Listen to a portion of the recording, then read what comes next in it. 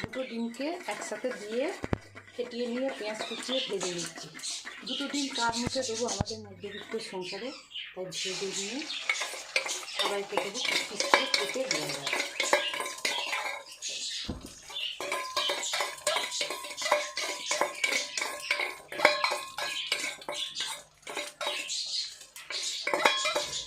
আমাদের মায়েদের থেকে দেখেছি যখন অনেক লোক থাকে, খাবারের সংখ্যা কম, দুটো ডিম মায়েরা এরম করেই করতো, একদম ভেজে নিয়ে পিস পিস করে কেটে সবাইকে একটু একটু করে দিয়ে দিত, যে সবাই একটু একটু করেও হলেও পেলো খেতে।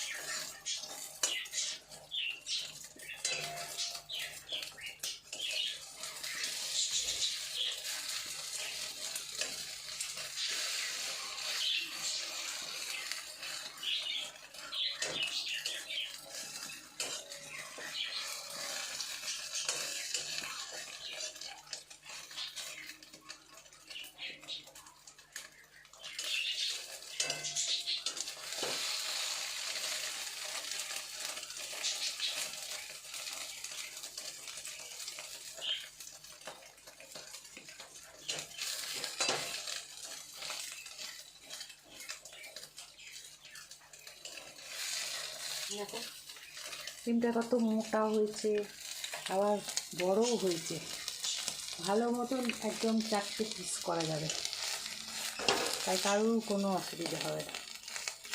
দুটো ডিমকে ফেটিয়ে এরকমভাবে ভেজে করলাম, দিয়ে সবারই একটু একটু হয়ে যাবে।